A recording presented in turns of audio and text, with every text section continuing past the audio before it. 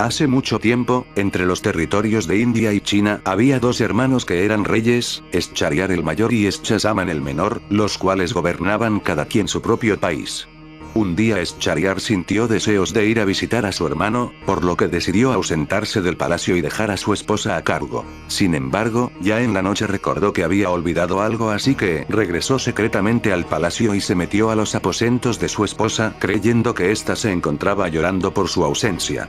Para su sorpresa, tan pronto como llegó la descubrió yaciendo con un esclavo negro, tal fue su enojo que los apresó a ambos y luego los ejecutó. Debido a tal acto de infidelidad, Schahryar empieza a perder la cordura, por lo que decide esposarse con una doncella virgen cada noche y mandarla a degollar al día siguiente.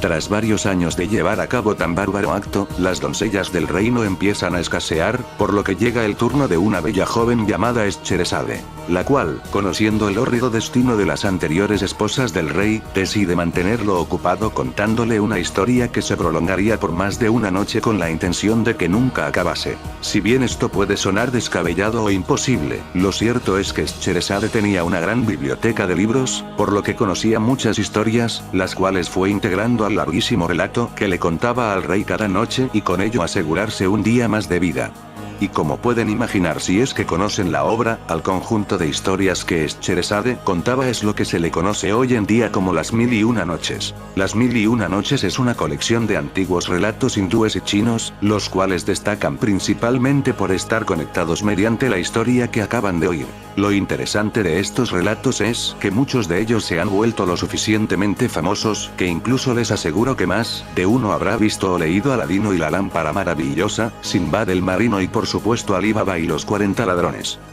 Hola amigos de YouTube, los saluda AlexKemista93 con un nuevo video. Como pueden imaginar, luego de esta larga introducción, les traigo la reseña de un manga que es medianamente conocido, el cual precisamente toma algunos elementos pertenecientes a las Mil y Una Noches y crea con ello una historia bastante original.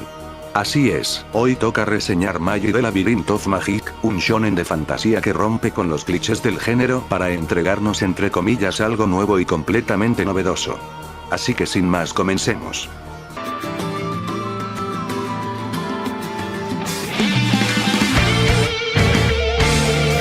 Magi The Labyrinth of Magic es una serie de manga escrita e ilustrada por Shinobu Otaka. Comenzó a serializarse en la revista Shikan Shinen Sundai desde el 3 de junio de 2009 hasta el 11 de octubre de 2017, recopilado en 37 volúmenes tankōbon por la editorial Shogakukan. La historia gira en torno a Aladdin, un misterioso niño que lleva consigo una flauta, con la cual es capaz de invocar a un jin gigante llamado Hugo. Aladdin viaja tratando de descubrir quién es en realidad y para aprender acerca del mundo en el que vive. Un día, conoce a un joven mercader llamado Ali Baba que sueña con conquistar una mazmorra. Poco después, se encuentra con una esclava llamada Morgiana, quien también se une a su aventura.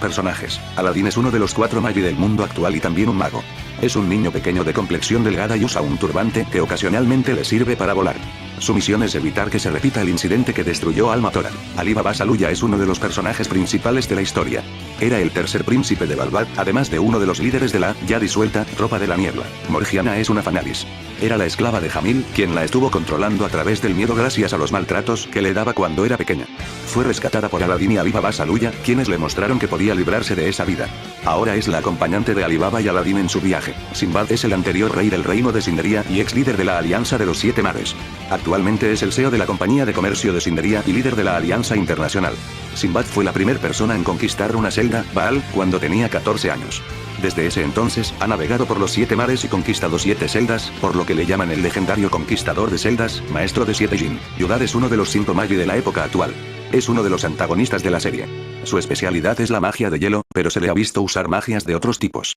También, es el oráculo del Imperio Kou. Hakuryu Ren es el 4º príncipe del Imperio Kou y fue el emperador del Imperio Kou hasta su destitución. Hakuryu es el dueño de los Jin Sagan y Belial, siendo así un candidato a rey.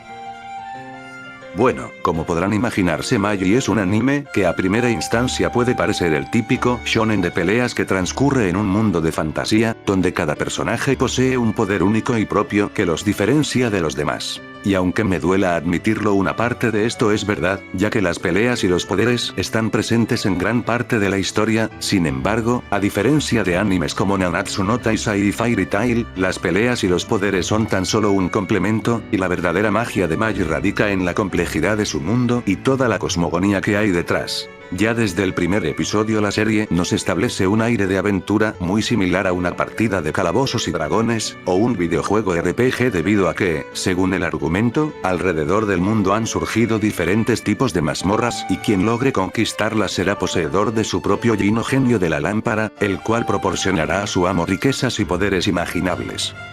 Y es a partir de esto que nuestro protagonista Ali Baba es seducido ante tal hazaña y junto a Aladín, a quien acaba de conocer, buscará la manera de conquistar una de estas mazmorras. Si bien el argumento inicial de Magi resulta ser hasta cierto punto innovador por los elementos de las mazmorras y los genios, lo cierto es que para mí no fue lo suficientemente convincente como para continuar viendo la serie, y no me malinterpreten, los personajes son bastante carismáticos y graciosos, lo que pasaba es que me daba la impresión de que la premisa de las mazmorras se volvería lo bastante repetitiva como para matar mi interés de continuar con la historia. Sin embargo, me alegro de no haber desistido, porque una vez que el equipo de protagonistas se completa, ocurre algo bastante impensable. Por lo regular en cualquier shonen de peleas, una vez que el equipo de protagonistas está completo comienza la aventura, y es durante el viaje que irán forjando sus lazos de amistad para poder enfrentar a los enemigos de turno. Sin embargo, en Magi pasa exactamente lo contrario, los protagonistas se vuelven aliados durante su estancia en la primera mazmorra, pero después se separan y cada quien toma su propio camino, por lo que en los siguientes capítulos veremos lo que sucede con cada uno de ellos mientras continúan con sus respectivos viajes.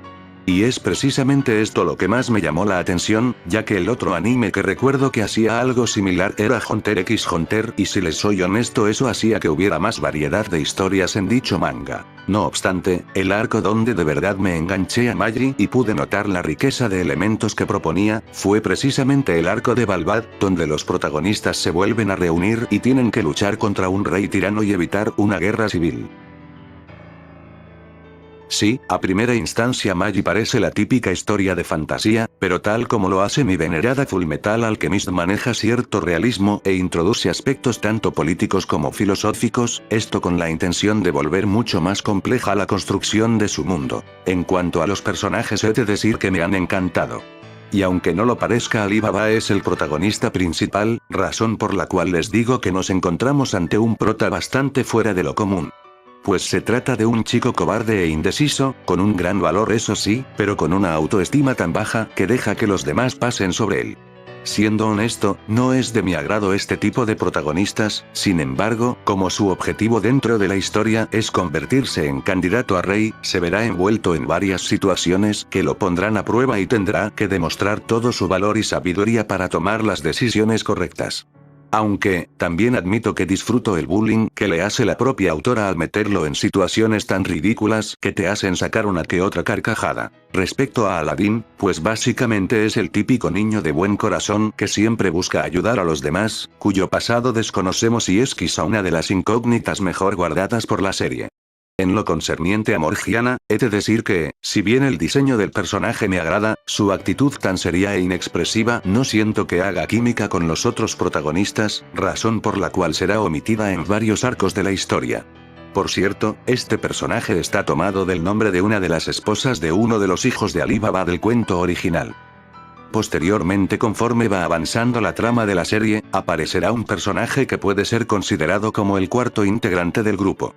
Hakuryu es a grandes rasgos el príncipe emo vengador cuyo propósito en la vida es destruir a su nefasta madre, la cual provocó un incendio con el que asesinó al resto de su familia, a excepción de su hermana Hakuei. Este personaje empieza siendo el típico debilucho que busca venganza sin saber siquiera cómo empuñar una lanza. Sin embargo, con el pasar de los capítulos sufrirá una serie de drásticos cambios donde tomará un papel relevante como antagonista secundario. Para no afectar la experiencia de los que solo vieron el anime, lo retomaré más adelante en la sección de spoilers. Pero si de antagonistas hablamos, ese lugar sin duda lo ocuparía la misteriosa organización conocida como Altamen, de la cual no sabemos nada al respecto y que el trío protagónico tendrá que enfrentar en más de una ocasión. En líneas generales, esta organización está compuesta por poderosísimos magos que pueden controlar el Ruk oscuro y que además obtienen la ayuda de quien podríamos considerar como la contraparte de Aladín. Porque así como Aladín es un Magi de luz, Yudar es uno de oscuridad, cuyas intenciones no son otras más que sembrar el caos y la destrucción a cualquier lugar al que vaya.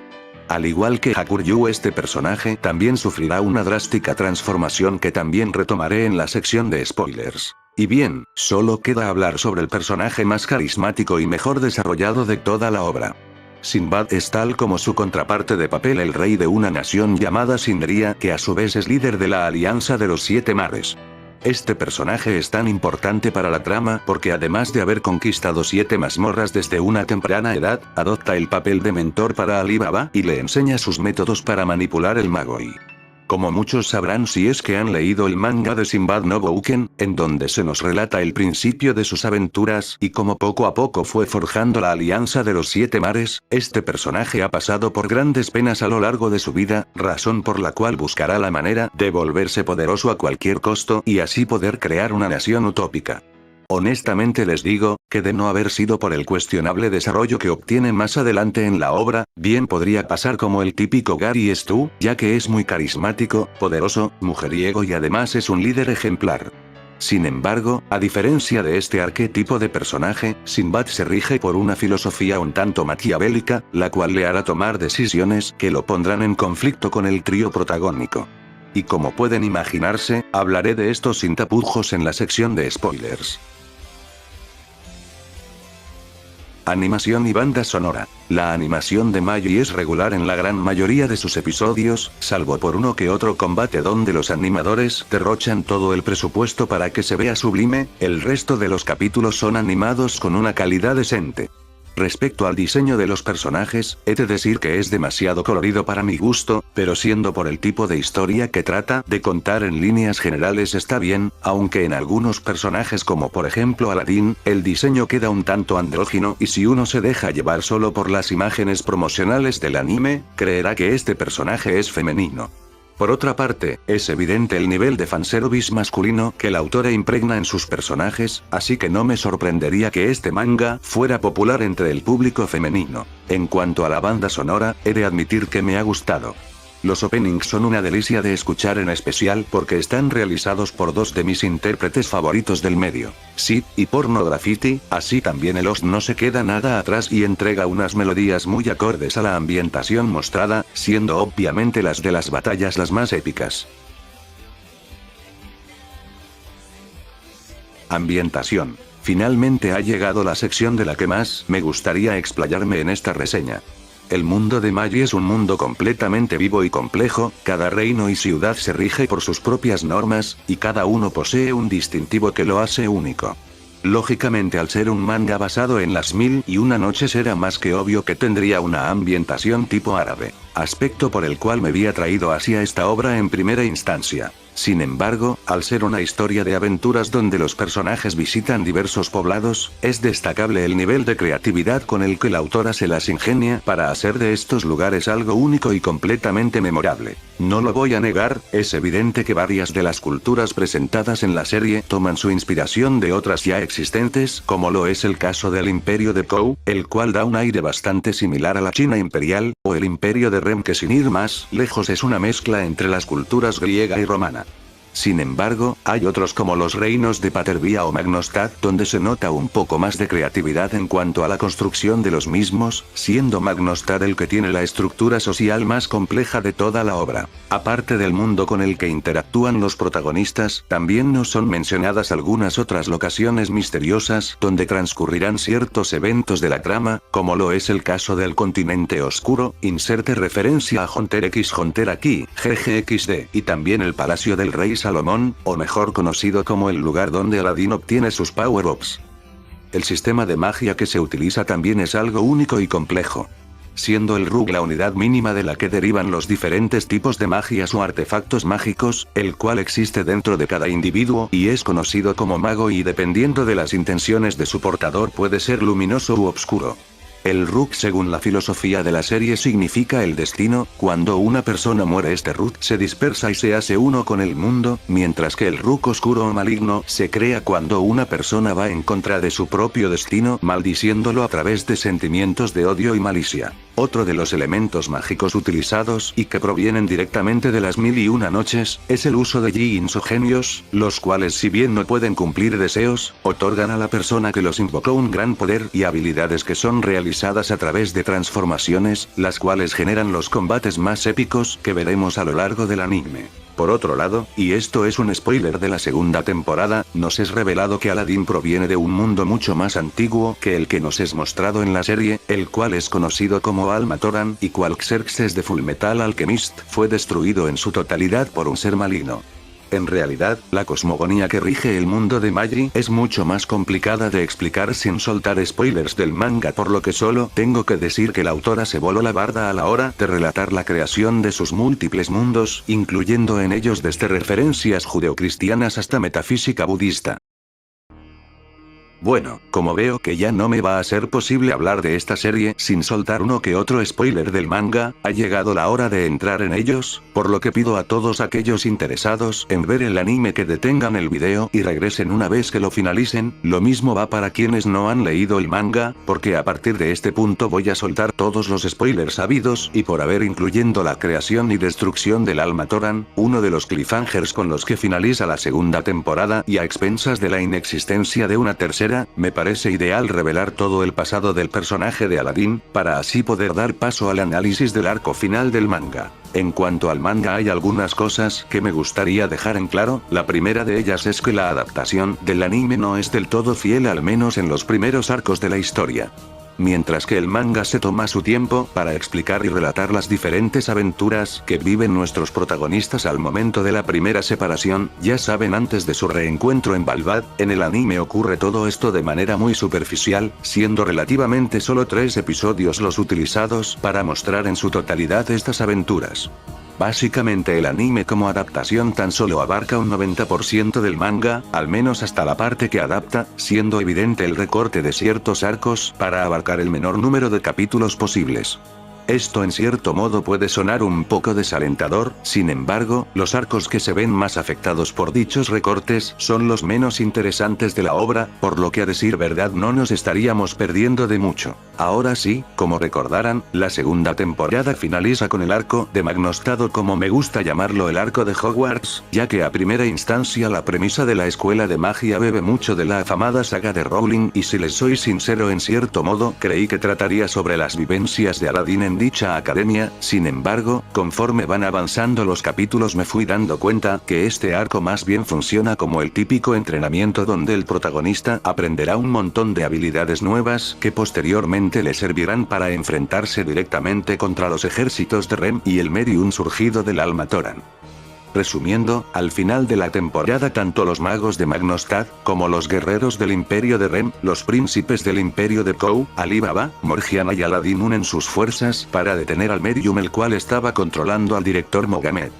En el último capítulo, luego de que la batalla finalizase, Aladdin les promete a los líderes de cada nación explicarles qué era el Almatoran. Sin embargo, el anime termina y nunca nos es revelado tal secreto. En el manga, justo antes de la cumbre continental, donde se reunirán cada uno de los líderes para escuchar la historia, ocurre un interesantísimo arco intermedio donde Ali Baba regresa a Balbad, la cual había sido conquistada por el Imperio de Kou, y ve las consecuencias de sus indecisiones. Luego finalmente se da dicha cumbre, y es aquí donde Aladdin les relata, o más bien les muestra, el antiguo mundo del que provenía. Almatoran básicamente es un mundo utópico, donde habitaban diferentes tipos de especies separadas entre sí, cada una con su respectivo territorio. Sin embargo, las especies fuertes empezaron a invadir a las débiles, siendo la raza humana la más perjudicada. En cierto punto el conflicto fue tan grande que inclusive el mismo Ilah, quien es el creador, intervino, otorgándoles a los humanos el poder de la magia a través de los 72 bastones divinos.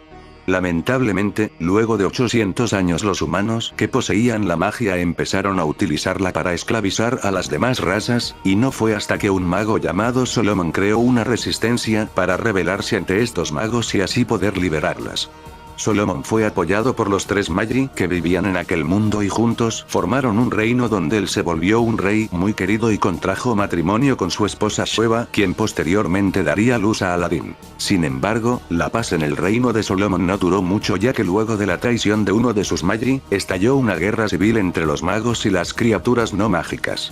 Este suceso fue aprovechado por la organización de Altamen, que en su mayoría estaba compuesta por magos que anteriormente Solomon había derrotado, como lo fueron su padre el rey David y su amante Arba, personajes que posteriormente en la historia tendrán más relevancia. Esta organización atacó el reino utilizando magos negros, lo que causó millones de muertes, y debido a esto Solomon decide crear un mundo nuevo, un mundo donde los pocos sobrevivientes del alma Toran pudieran vivir junto con los nuevos habitantes. Este mundo, como podrán imaginarse, es precisamente el mundo donde se desarrolla la historia principal, y tras la muerte de Solomon, Hugo, el genio de Aladín, queda encargado de educarlo para que algún día pueda proteger ese mundo tal y como lo hizo su padre. Lamentablemente, tal y como vimos al principio de la historia, Aladín pierde parte de sus recuerdos justo cuando es enviado al nuevo mundo, lo que da como resultado que existan 4 magos de la creación en lugar de 3, que debería de ser lo ideal. Sin embargo, tal y como se vio en el anime, Aladín recupera estos recuerdos cuando logra acceder al Palacio de Solomon, lugar que en mi humilde opinión no es más que un recurso utilizado para dotar a Aladín de nuevos power-ups para que le pueda hacer frente a los enemigos. Bueno, continuando con la historia, una vez finalizado el relato de Aladín, algunos de los reyes presentes en la reunión quedaron escépticos ante tal revelación, mientras que otros como Sinbad quedaron fascinados. Sin embargo, una guerra se desata en el imperio de Kou, debido a que Hakuryu, ayudado por Yudar, logra asesinar a su madre, la cual resulta ser la mismísima Arba reencarnada en la esposa del emperador, y usurpa el trono declarándole la guerra a todo el imperio. En general, este arco es uno de los más sobresalientes de la obra, ya que engloba tanto estrategias políticas como de guerra y una que otra traición, además de la inesperada muerte de Ali Baba a manos de Hakuryu, y la devastadora técnica que Aladín utilizó para derrotar a Yudar. También nos es mostrada la verdadera cara de Sinbad una vez que éste le entrega parte de su ejército a Hakuryu para ayudarle en su revolución y así poder derrotar a los ejércitos de Kouen y sus hermanos, logrando así al final hacerse con el poder del imperio. El siguiente es básicamente el arco final, o mejor dicho, el arco más repudiado por todos los fans, ya que, para empezar, ocurre un salto de tiempo de aproximadamente 3 años. Afortunadamente, Ali Baba sobrevive a su muerte, apareciendo junto con Yudar en el lugar donde fueron a parar todos los fallecidos habitantes del alma Toran, y tras una larga negociación con Illa logra finalmente revivir, solo para descubrir que el mundo que conocía había cambiado completamente. Ahora Sinbad es el gobernante supremo de las naciones y gracias a las aplicaciones de la magia, había modernizado la sociedad hasta parecer completamente futurista.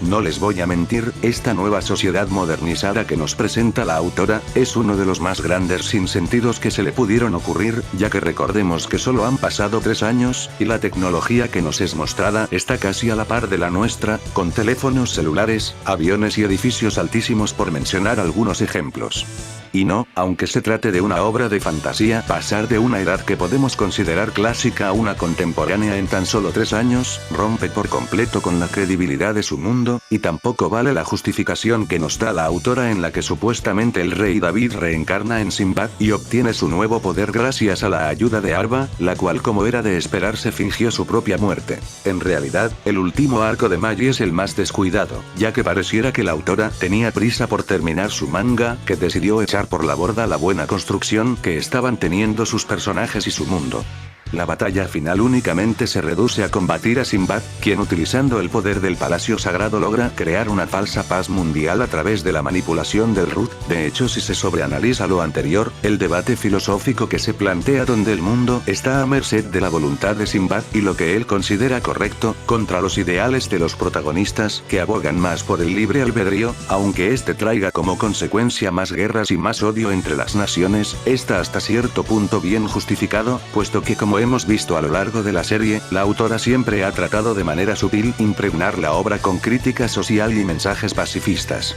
Sin embargo, la ejecución de la batalla final, que retoma la premisa inicial de pasar cada uno de los pisos del palacio combatiendo con cada una de las transformaciones de Sinbad, sinceramente es mediocre. Y no solo por el hecho de que cada uno de los personajes tienen que razonar con Sinbad para hacerlo cambiar de opinión, sino que además resulta hasta inútil, ya que, como era de esperarse, el personaje razona al final y decide desprenderse de la supuesta reencarnación del rey David, solo para que éste termine desencadenando la destrucción del mundo a través de los genios oscuros, y las naciones unan nuevamente sus fuerzas para acabar con este mal.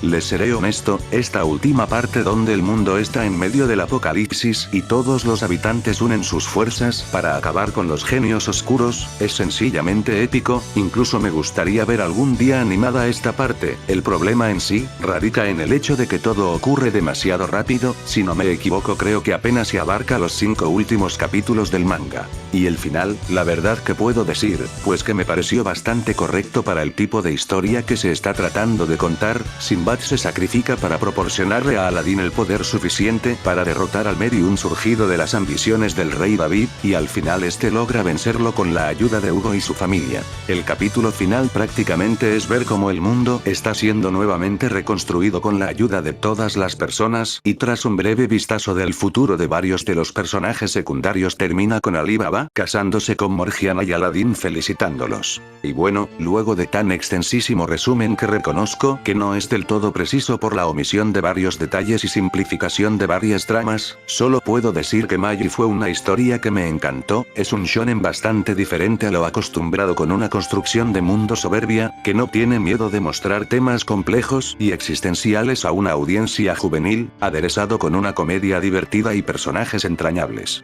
Por lo tanto, he decidido connotar a Magi como un shonen entretenido que a pesar de tener sus bajones en la trama y uno que otro sinsentido, logra mantener el interés en el espectador e incluso reflexionar sobre cuestiones políticas, sociales y filosóficas. Por lo que le otorgo la calificación de un 87 sobre 100, siendo el único punto a mejorar lo apresurado y abrupto que es su final, que, si bien no es tan decepcionante como la cuarta guerra ninja en Naruto, sí deja mucho que desear luego del buen desarrollo que estaba teniendo la historia. Y sí, por supuesto que aquí también estoy incluyendo tanto las 2 temporadas del anime como el spin-off de Sinbad, ya que todo conforma un conjunto. Bueno alquimistas, esto ha sido todo de mi parte. Se despide AlexKemista93, esperando que el video les haya gustado. Les recuerdo que pueden seguirme en mis redes sociales donde comparto contenido relacionado al canal, así como en mi blog donde hago una que otra microreseña. Les dejo el avance del próximo video en donde finalmente reseñaré el segundo volumen de la saga de Nacidos de la Bruma El Pozo de la Ascensión, así que espérenlo próximamente. Nos veremos en el siguiente video, hasta pronto.